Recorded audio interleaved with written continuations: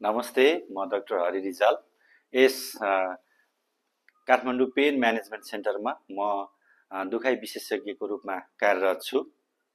हामीले यस सेन्टरमा विभिन्न दीर्घकालीन दुखाइहरूको आधुनिक उपचार पद्धति र आधुनिक उपकरणका साथ सफल उपचार गर्दै आएका छौँ। आज हामी हाम्रो घर, समाज र परिवारमा एकदमै सामान्य, एकदम धेरै देखिने समस्या घुँडाको हड्डी खिने समस्याको बारेमा चाहिँ कुरा गर्न गइरहेका छौँ। आउनुहोस् हामी यस हड्डी खिने समस्या कस्ता मान्छेहरूलाई कसलाई धेरै हुन्छ भन्ने कुराबाट सुरु गरौँ। उमेर, जब मानिसहरूको उमेर चाहिँ 50 कटेको हुन्छ त्यसपछि हड्डी खिने समस्याहरू बढेको हुन्छ।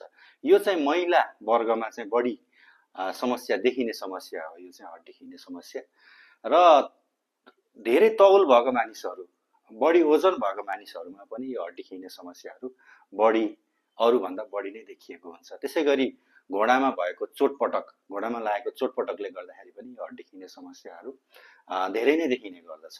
र केही प्रकारका रोगहरू जस्तै युरिक एसिड, डायबिटिज, थाइरोइड र प्रेसर जस्ता रोगहरू भएका मानिसहरूमा पनि यो हड्डी खिने समस्याहरू बढी नै हुन्छ। र अरू केही रोगहरू जस्तै जोर्नीका रोगहरू, लिगामेन्ट र टेन्डन्सका रोगहरू, त्यसै गरी मेनिस्कसका यो कुरकुरे हड्डीका रोगहरू र क्याल्सियम र अरू भिटामिन डी सम्बन्धित रोगहरूले गर्दाखेरि पनि यो घुँडाको हड्डी खिने समस्याहरू बढेरै आएको हुन्छ। र अरू केही पेशागत मानिसहरूमा जस्तै धेरै समयसम्म उभिराख्नुपर्ने, धेरै खेलकुदहरू गर्नुपर्ने र धेरै उफ्रिनुपर्ने मानिसहरूमा पनि यस्ता घुँडा खिने समस्या, यो घुँडा खिने समस्याहरू बढी मात्रामा चाहिँ देखिने गर्दछ।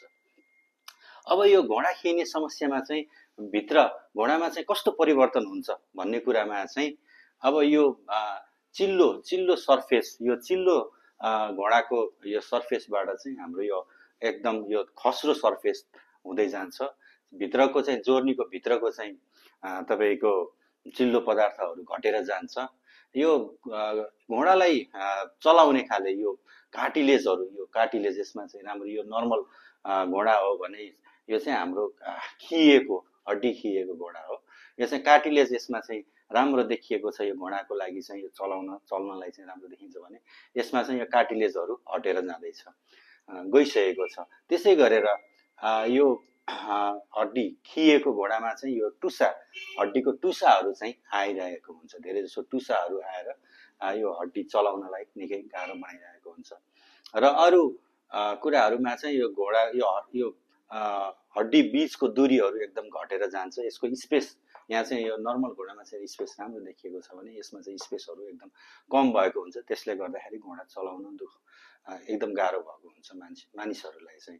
र यो टुसो हड्डीको टुसाहरूले चाहिँ जेनरली चाहिँ यो कुरकुरे हड्डी, यो लिगामेन्ट्सहरूलाई चाहिँ च्यात्तिने गर्दाखेरि त्यसमा पनि समस्याहरू आएको हुन्छ। अब यो हड्डी खिएको मानिसहरूमा चाहिँ कस्तो खाले समस्याहरू देखिन्छ त भन्ने कुराहरूमा चाहिँ यो तपाईहरूलाई चाहिँ यस्तो, यो हड्डी खिएर धेरै भित्र चाहिँ धेरै समस्याहरू भइसकेपछि हड्डी घुँडा दुख्ने, उकालो ओह्रालो हिँड्न चाहिँ गाह्रो हुने, पलेटी मारेर बस्न चाहिँ गाह्रो हुने, घुँडा बेला बेलामा सुनिने, त्यसै गरी आवाजहरू, किटिकिटी आवाजहरू आउने, हिँड्दा चलाउँदाखेरि किटिकिटी आवाजहरू आउने, त्यसै गरी यो तपाईको घुँडाहरू चाहिँ लक भए जस्तो हुने, एकदम खोल्न गाह्रो हुने, त्यस्तो समस्याहरू चाहिँ देखा परेका हुन्छन्।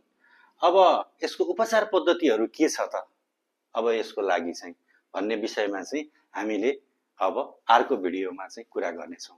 धन्यवाद।